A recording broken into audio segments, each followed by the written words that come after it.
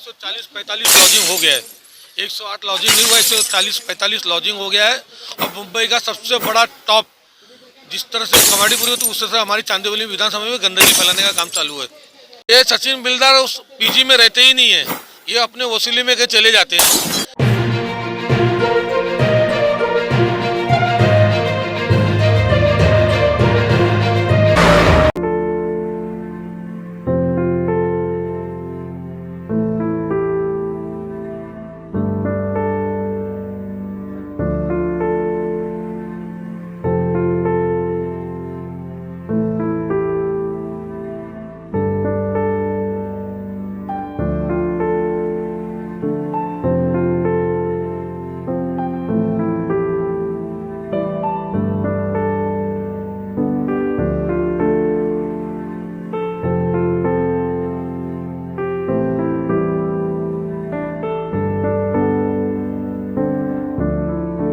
नमस्कार, मैं हूं राजकुमार विश्वकर्मा। आप देख रहे हैं टुडे फ्लैश न्यूज।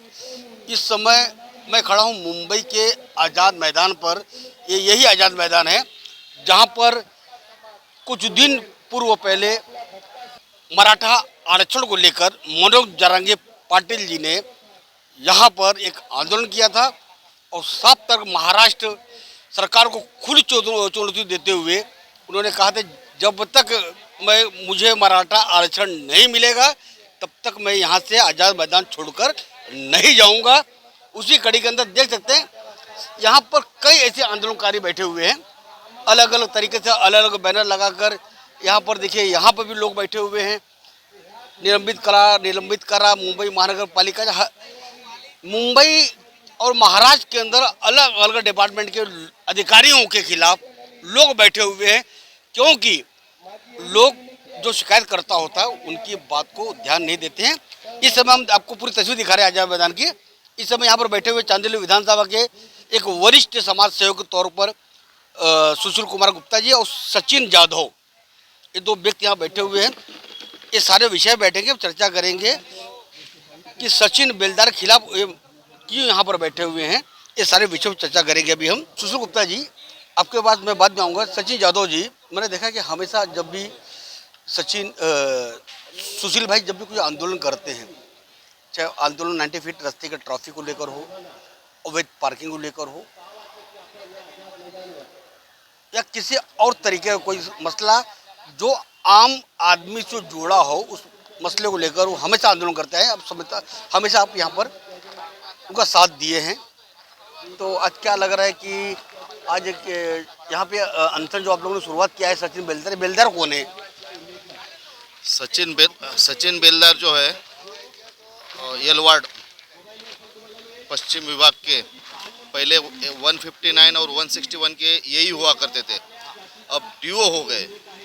लेकिन ये जो बेलदार साहब के पास जो 2 पद है ना, उसका गैर फायदा ले रहे और अप्रैल 2025 से येल विभाग में अवैध निर्माण पे रोक लगाया गया है। खुद धनाजी हेरलेकर साहब जो है आयुक्त, उन्होंने रोक लगाई है। लेकिन इन्होंने अपने 2 पद होने का गैर फायदा लेके इनके विभाग में ही जो वार्ड इनके जो है ना 159 161 में अवैध निर्माण इतना जोर से चालू है ना, वहाँ पे मतलब अवैध निर्माण बंद ही नहीं है।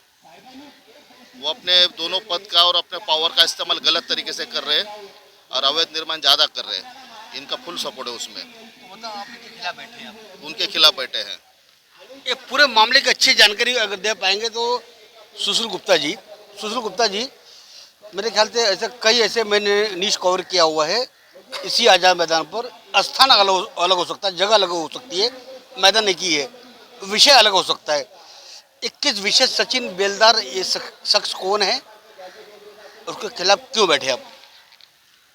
अभी आपने सचिन जाधव का जो सुने वो बिल्कुल सही सुने आपने, क्योंकि सचिन बिल्डर जो है वो एल विभाग बिल्डिंग डिपार्टमेंट के अंदर बैठा हुआ है और वो 2 पद, उसको 2 वार्ड है, एक है 159 और एक है 161। उसमें यही है, पद के ऊपर गलत पद का गलत इस्तेमाल करके बड़े बड़े लॉजिंग का काम चालू है। जो हमारे महाराष्ट्र के जाने माने लाड़के जो एकनाथ शिंदे साहब जो है, उन्होंने भी आवाज़ उठाई थी कि बोर्डिंग लॉजिंग के बारे में विधानसभा में भी आवाज़ उठी, आपने सुने होंगे। और मुंबई कमिश्नर ने भी ऑर्डर निकाला है कि 108 होटल के लॉजिंगों पर कार्रवाई की जाए, मगर 108 लॉजिंगों पर कोई कार्रवाई नहीं किया गया है। उस पर सिर्फ 3-4 होटलों को डैमेज तोड़ दिया गया है और बाकी जितने होटलों से लोग वसूली कर रहे हैं अभी और कहते हैं कि कोर्ट का ऑर्डर है, लोगों ने कोर्ट से ऑर्डर स्टे ले लिया है, वो ले लिया है। चलो ठीक है, 100 उन्होंने होटल का स्टे ले लिया, मगर इतने होटलों का अभी भी नए नए निर्माण का बांधकाम चालू है और अच्छी तरह से बांधकाम चालू है। कोई ऐसा नहीं है कि एक रूम बनाने के लिए कम से कम 1.5 से 2 महीना लगता है और ये 2-2, 3-3 साल से होटल बन रहे हैं। ये क्या मुंबई महानगर पालिका को दिखाई नहीं दे रहे? सबको दिखाई दे रहे हैं, बस उनको वसूली हो रहा है। आज की तारीख में सचिन बिल्डर डीओ बन गया है और उसका भी एई भी पद लेके बैठा है और डीओ का भी पद लेके बैठा है। इतने शिकायत करने के बाद भी वो नज़रअंदाज करके और लॉजिंग का होटल का काम चालू है। अगर एक रूम तोड़ने का, गैस कटर काटने का, डेकोरेशन करने का, पूरा जमीन से साफ करने का उनको ऑर्डर कहाँ से आता है? अगर उनको वो ऑर्डर मिलता है तो फिर होटलों के ऊपर कार्रवाई क्यों नहीं होता है? ये इसकी वजह से मैंने ये मुद्दा लेके सचिन बिल्डर के ऊपर एक्चुअली मुझे अनुचित बांधकाम करने इसकी पूरी चौकसी की जाए, एंटी करप्शन की पूरी इंक्वायरी की जाए कि ये इनके पास इतना भस्त पैसा कहाँ से आया है और कहाँ से लेते हैं, इसकी चौकसी होनी चाहिए।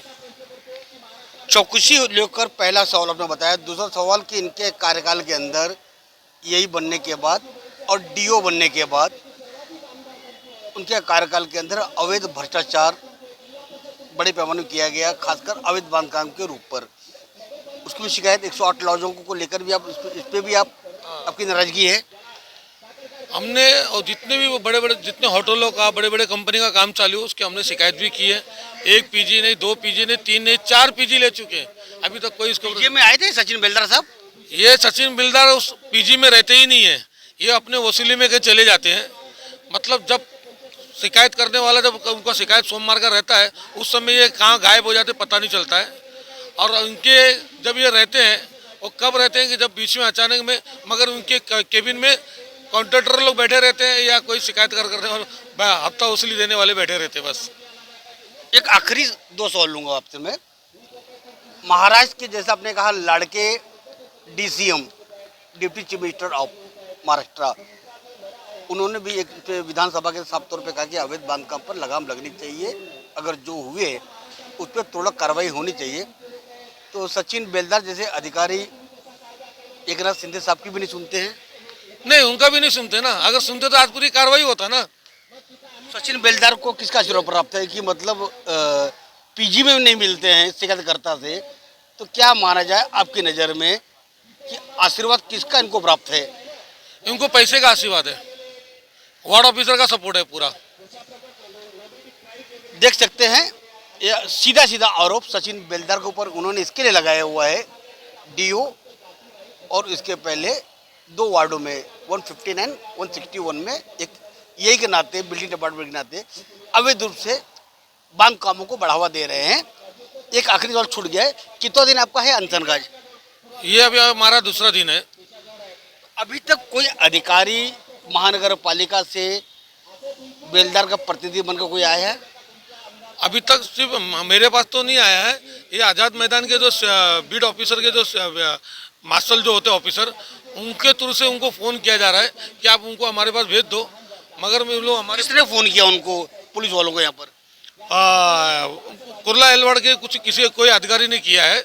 और आज तो वार्ड ऑफिसर ने उनको संदेश दिया करके ये हमारा नंबर लीजिए, और उनको हमारा नंबर दे दिया हमसे बात करने के लिए। मतलब मैं बात करूं तो मैं क्यों बात करूं? मैंने उनसे कांस्टेबल से मैंने बोला साहब मैं क्यों बात करूं, उनको बात करना रहेगा तो इधर आके बात करे या मुझे फ़ोन पे बात करे या लिखित में दे, मगर हम यहाँ से नहीं उठने वाले जब तक हमारा पूरा मांग पूरा नहीं होगा।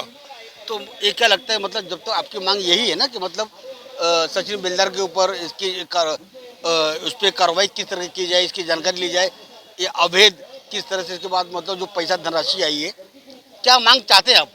हम पूरी मांग चाहते हैं कि उसको निलंबित किया जाए और साथ साथ में उसकी पूरी चौकसी की जाए और एंटी करप्शन भी इसकी लगाया जाए और पूरी जांच की जाए इसके ऊपर।